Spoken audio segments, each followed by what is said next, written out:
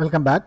இப்போ நம்ம இந்த இன்ஜினியரிங் கிராஃபிக்ஸில் யூனிட் 5 சாப்டர் 1 ஐசோமெட்ரிக் ப்ரொஜெக்ஷன்ஸில் காம்பினேஷனல் சாலிட்ஸ் ப்ராப்ளம்ஸோ இல்லை செட்டப் ஆஃப் சாலிட்ஸ் ப்ராப்ளம்ஸோ பார்த்துட்ருக்குறோம். வாங்க இன்னொரு படத்தை பார்த்துலாம். A frustum of square pyramid of bottom base 30, top face 45, base 30, top face 45. அப்போ டைவர்ஜென்ட்டாக போகுது. Height 30 is placed centrally over a square prism. Okay, அதாவது இந்த ஸ்கொயர் பிரமிட் மேலே இருக்குது, சரிங்களா?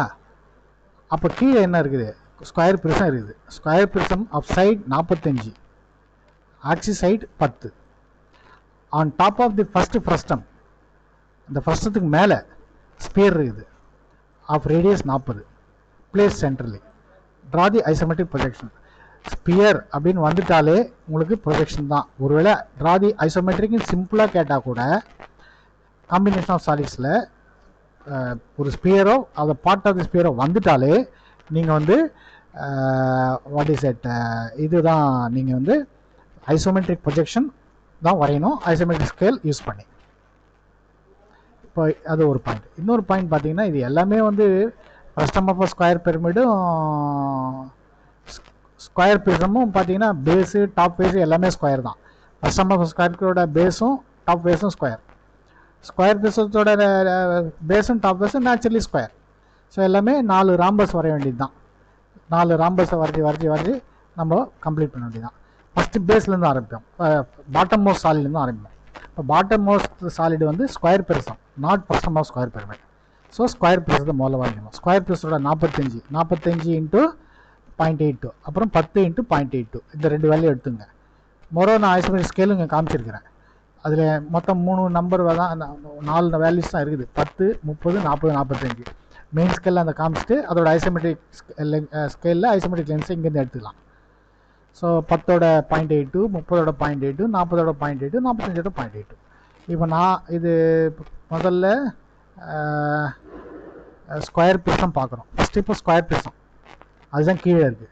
45ஓட 0.82 வந்து 36.7 வேணுன்னா செக் பண்ணலாம்.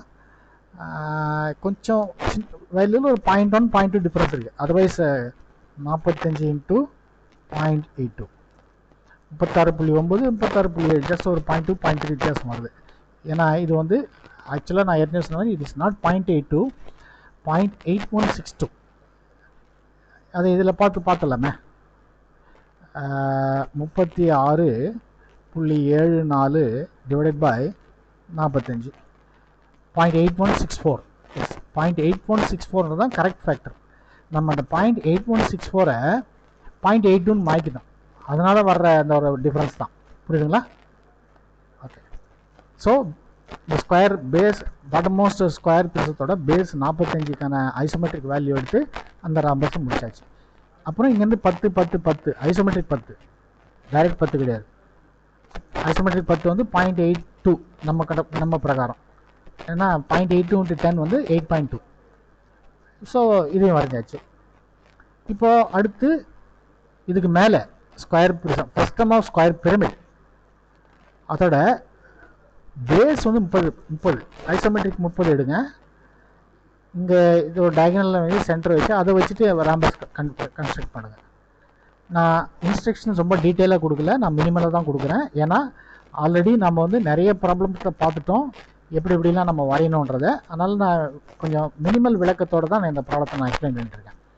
இப்போ இந்த பேஸ் இது வந்து இப்போ நம்ம எடுத்துருக்கிற வேல்யூ வந்து இந்த 30 நம்ம எடுத்துருக்கோம். ஐசோமெட்ரிக்காக 30 வந்து 24.5. அதை போட்டு பேஸ் ராம்பஸ் வரைஞ்சாச்சு.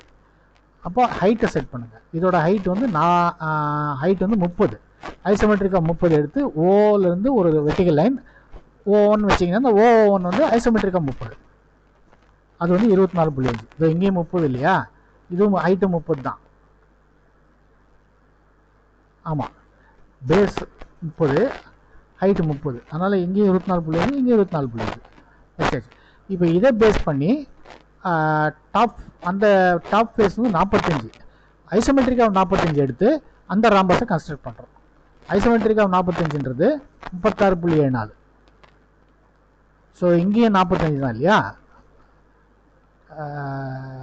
இந்த பேஸ் பாட்டம் மோஸ்ட் ஸ்கொயர் ப்ரிசத்தோட சைடு 45 தான், இந்த ஃப்ரஸ்டத்தோட டாப் ஃபேஸ் சைஸ் 45. அதனால தான் 36.74, இங்கேயும் 36.74 அந்த ரம்பஸ் வரைஞ்சாச்சு.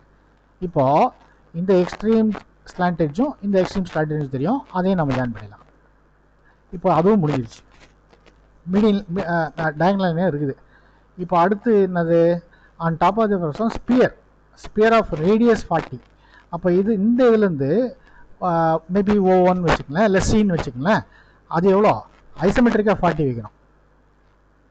இதை O1 மார்க் பண்ணுறோம்.